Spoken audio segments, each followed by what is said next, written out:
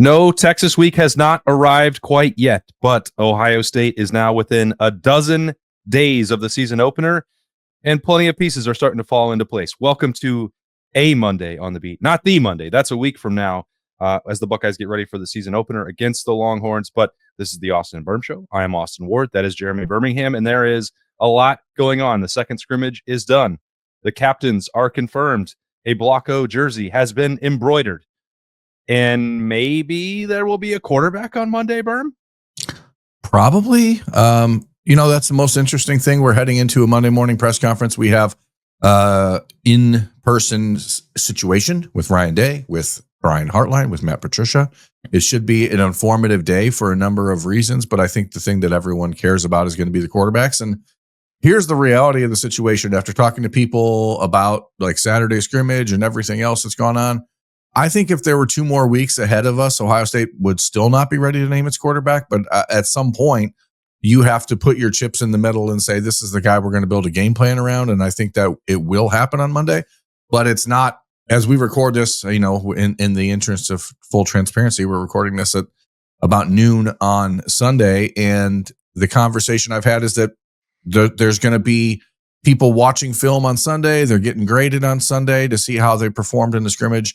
And if they have enough confidence based on that, then yes, we will have an announcement on Monday. I presume that will occur because, again, I think it's just you have to kind of pee or get off the pot. You know what I mean? Yeah, I mean, and that's the thing we've mentioned all along is if the schedule had been flipped and you had Grambling and you had Ohio and then you ramped up to Texas, maybe the situation would be different. I don't know. Only Ryan Day can answer that. And I think he's certainly going to be asked about that on Monday at the Woody Hayes Athletic Center because sometimes the way he's described this battle and neck, and he has not ever really, I'm trying to remember, Berm, I don't think he's ever used the term like back and forth necessarily the way that he did in 2023. He's never put that fine of a point on it about There were references during spring and coming out of spring about how there were better days for Lincoln Kienholz than Julian Sayin at that time.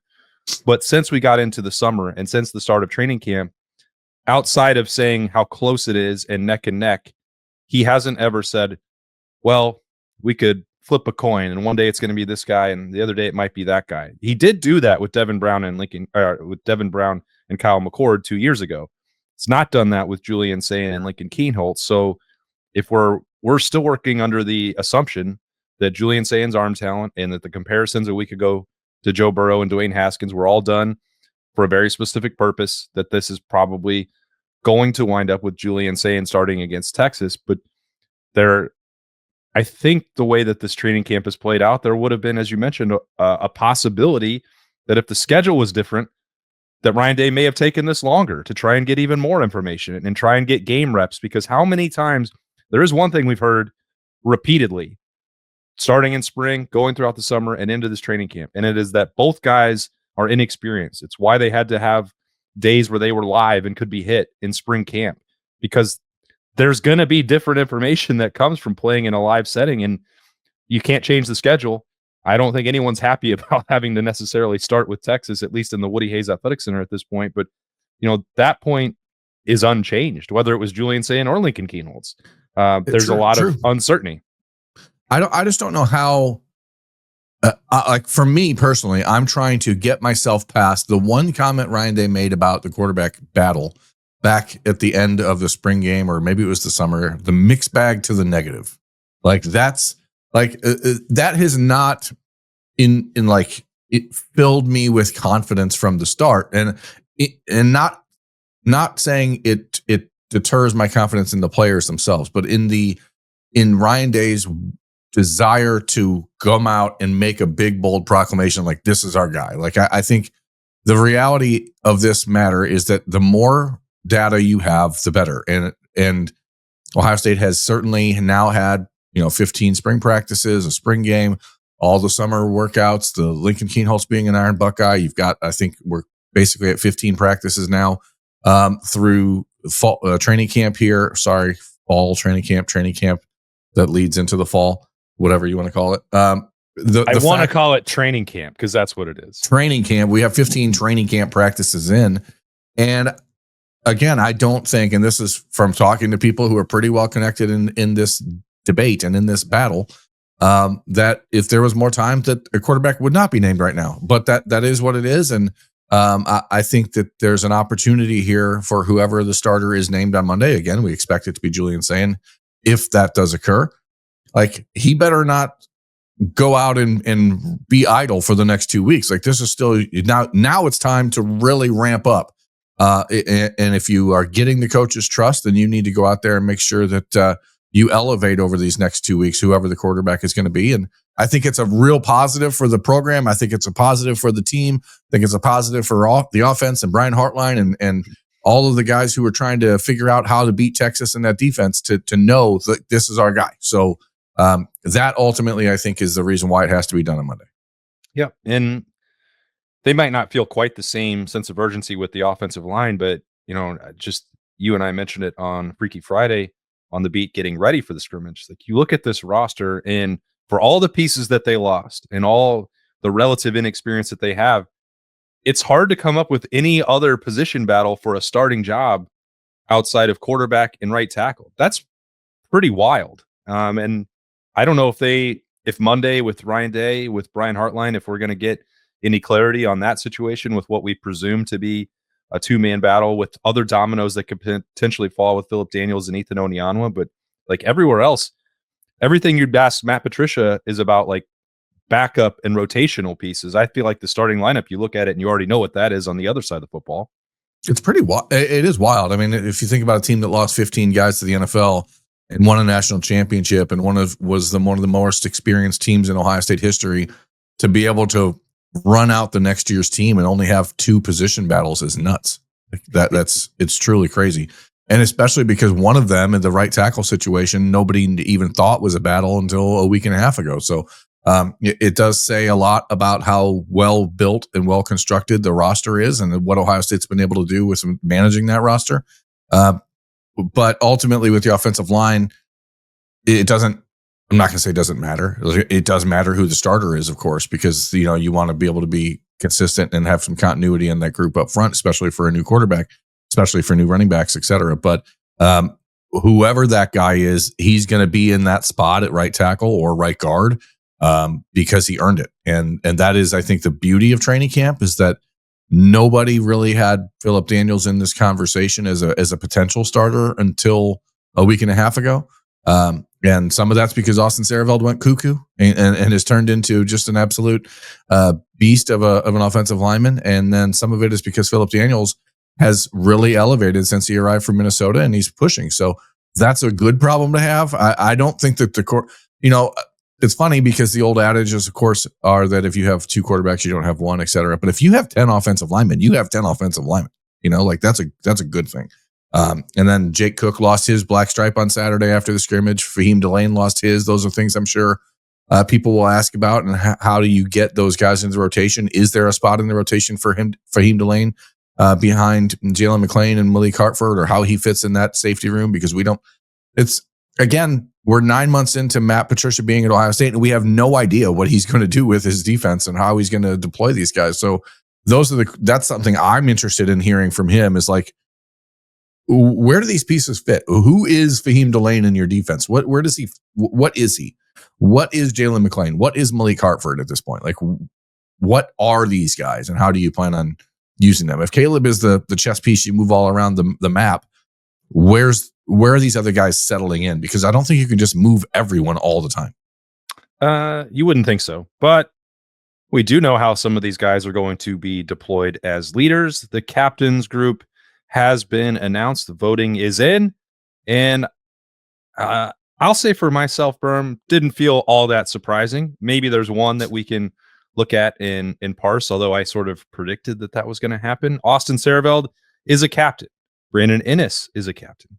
Caleb Downs is a captain. Sonny Styles is also a captain and the Blocko recipient. I think people will look at that and probably focus on Brandon Inniss, but I think you and I have mentioned a lot on the beat dating back to last year how well respected Brandon Ennis is in the locker room, how he was already a member of the leadership committee a year ago, often gets overlooked, although not by me. I think I've said it 100 times to reinforce, why he is viewed in the light that he is by the rest of the Buckeyes. The competitiveness, the selflessness that he showed when Emeka came back.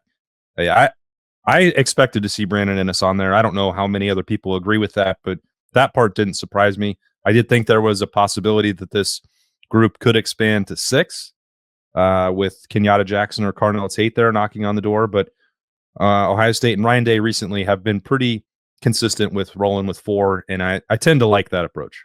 I do too. I think anything more than that, and it gets a little muddled.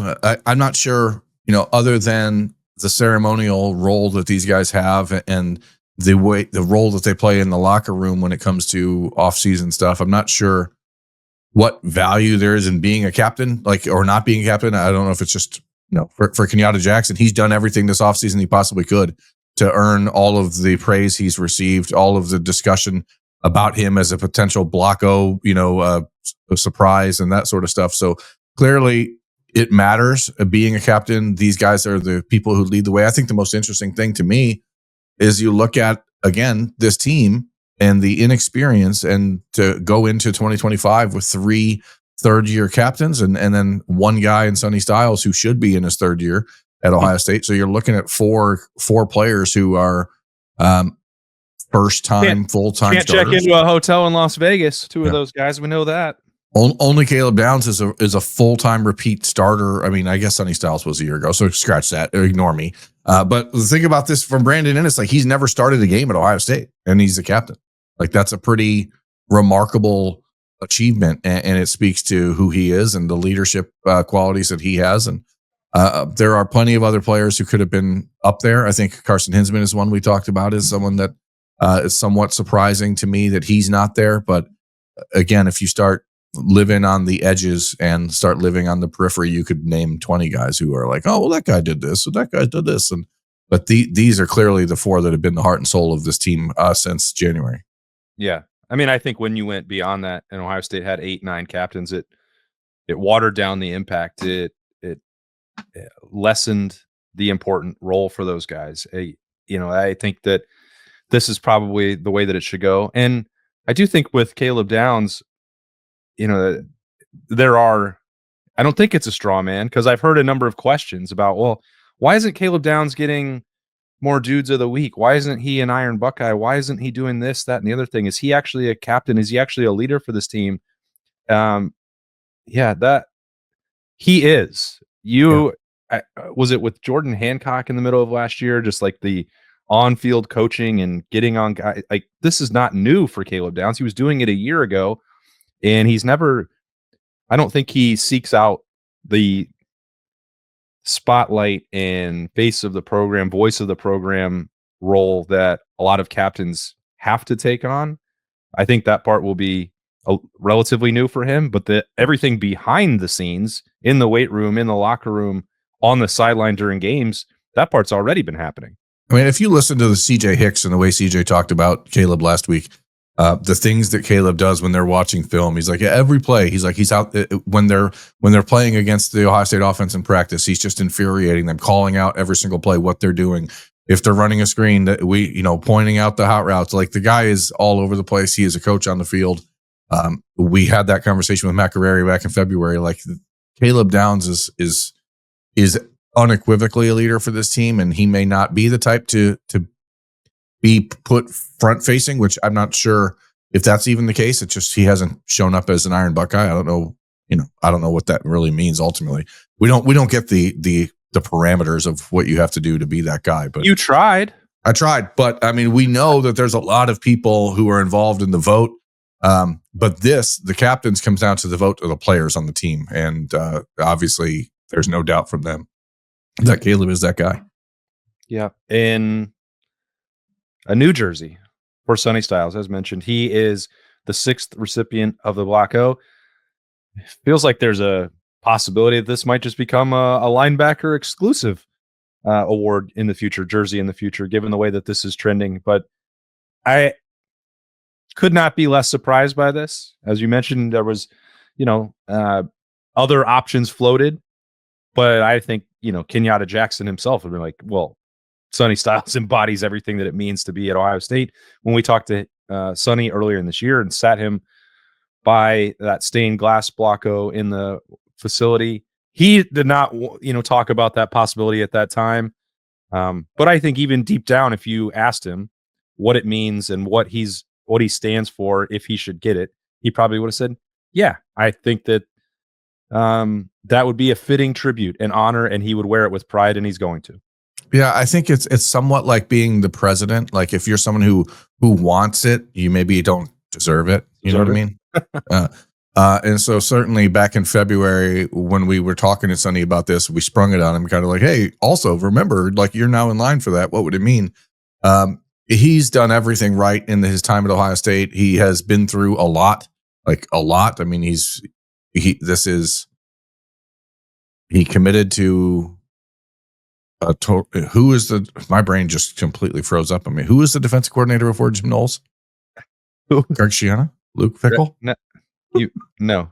Kerry Combs and Kerry Matt Combs. Lawrence. Yeah, so he committed to those guys, right? But I forgot. I have blocked out that. It was an unforgettable defensive era. I have blocked out that 2-year stretch of defense in my mind from existing. He committed to those guys. He then gets to play for Jim Knowles, who wants him to be a safety and keeps him back at safety because it's a safety-driven defense. And then James Laurinaitis comes back to Ohio State, demands that Sonny Styles is a linebacker. It takes almost 2 years for that to happen. Last year, as he's learning the position, is a little raw, a little green, has his ups and downs. And instead of getting frustrated by the fact that then Jim Knowles leaves and he has to have another defensive coordinator, all he did was shut up and work. And that's why Sonny is who he is. And I think the beauty of it is while he's shutting up and working, he's also learning how to speak out, and he's learning how to be a voice for the program and a face of the program. And for a kid from Columbus whose father played at Ohio State, whose brother he gets to line up with on the football field every day, like this is not something he's going to think about as much now, but I know for the Styles family how important it is. And 15, 20, 30 years from now, Sonny's going to look back and be like, man, I was one of those guys. And, I don't know that he's from Ohio thing has to matter as much anymore, but for the kids that are from Ohio that still choose Ohio State, that stick it out through the thick and thin and the transfer portal era and all the other stuff, I think those kids really need to be celebrated, and Sonny has earned every bit of the recognition and accolades he's getting. Well, there has been that, decade plus conversation about Ohio State and national recruiting, and are you sacrificing too much of the identity and lifeblood of the program if you don't have enough Ohio guys that are out there for you? Like Sonny Styles unequivocally gets it in terms of legacy and tradition. When you grow up in it, not just being in Pickerington, but also because of Lorenzo Styles Sr. And the role he played for Ohio State. Like this has been Sonny's whole life. And so that part of it, when it comes to turning around the rivalry or living in the Woody and embracing the grind that comes with that and what it means to put on the scarlet and gray jersey. And now he's actually old enough that this is a tradition that's established before he got to college. So like the Block O is not some mystery. When it was first awarded, Jonathan Cooper was the first one. It's like, oh, well, they're pulling something. They're thinking traditionally, but not with a new tradition, to use some of Ross Bjork's phrasing here. It was like, what does this actually mean? It has become something that's really important to Ohio State. And that's why now we've got I think, clearer picture of who and why deserves it and gets it. And I would have been floored if anybody other than Sonny got this, because he was born to wear it. 100%. And you say that is correct. He was born to wear it. As someone who's old and grew up a fan of the Ohio State program, I remember watching his dad. And it's unbelievable to me that his sons are both now about to be leaving Ohio State, and I'm still watching football and still talking about it. It's kind of wild. So six Block O's now in history, 3 offensive players, 3 defensive players, only one from outside of Ohio, and that was Cam Babb. 2, Cam Babb, Cody Simon. So the history of the Block O jersey is taking on some life. I think it's fun to watch it evolve, because there was a moment there, and not to knock Cam Babb, who obviously I love, but like you started to wonder, like, is this going to be just for the guy who's been hurt the most, who stuck it out? In now you have the leaders of the defense the last 2 years in Cody and Sonny, and I think that's really what it should be. It's like, hey, this is our guy. This is the guy who will fight for the program, and Sonny's that guy 100%. He is. Well-deserved honor for Sonny Styles there. Of course, for the rest of the captains. What'd you do this weekend? Let's talk about that for a second. What'd you do? What did I do? Friday, took the day to go play in the Roosters golf outing. So was out there with Justin Zwick, who will be contributing to 97.1 The Fan in the days ahead, calling some high school games and potentially, filling in on the Buckeye Show as well. So very excited for Jay-Z. And that means that we can also continue to talk to him on the beat and any other content around here, maybe even add a fun casual joint in the days ahead. We'll see what transpires there. But great opportunity that Nicole allowed us to have. And then, played with Corey and Matt, two guys I hadn't met before who could absolutely destroy the ball off the tee. And that put me in position to make a lot of putts. And we won, Birm. First place championship in the Roosters golf outing. So did you win wings? Oh, yes, there are wings. That's great. Gift card to a fun casual joint, because I haven't had as much Roosters as I'm accustomed to over the last couple of months. And that's going to change one way or another. And then well, that's because you don't like to hang out with me, because I go there every week when I'm in your city.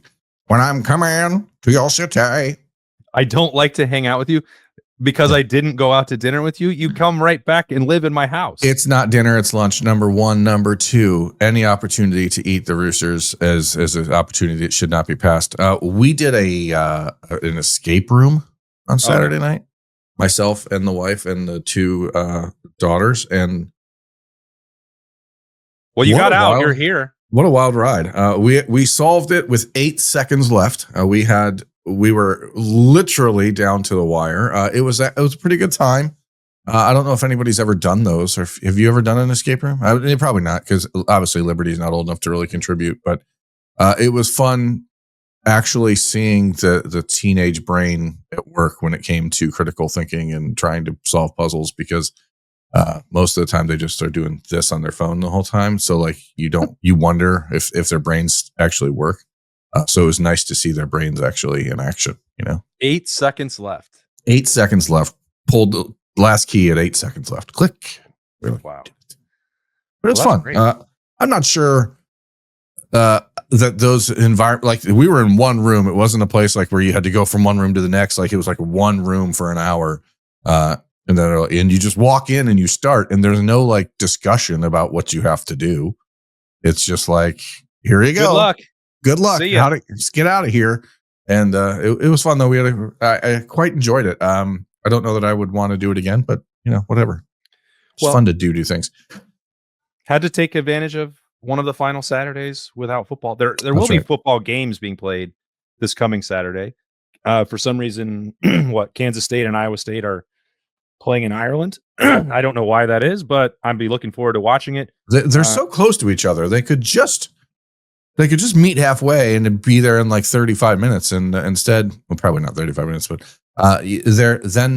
they're flying that far, because obviously those are two teams that have a huge, huge Irish fan base. Of course. And it's a conference game. So naturally you want to make sure that they both have to give up a home game. That's very whatever. While flying thousands of miles away. It's good. It's good for everyone involved. But got to spread the game. We only have one more Saturday without Ohio State football. We're getting so close. Everything, as we mentioned, falling in place. We'll see if the rest of the depth chart does as well. Later on Monday at the Woody Hayes Athletic Center, we will have snap judgments. Will we be talking about a quarterback who has been named a starter? The Magic 8 Ball says stay tuned, but probably so. It's a very long answer on my Magic 8 Ball. It's different than probably the ones that you all grew up with. How did they get all those words on that little triangle in there? It looks almost like a bowling ball. It's much bigger than the normal one that you get in a store. That's actually $1 million idea. Well, like a large Magic 8 Ball. Yeah, I'm on it right now. So we'll talk about that and anything else that we learned from the Ohio State coaching staff. Busy week, the penultimate week before the season opener. crushed it. Thanks for joining us on a Monday morning on the Austin and Birm Show. It's The Beat. He's Birm. I'm Austin, and we'll see you later from the Woody.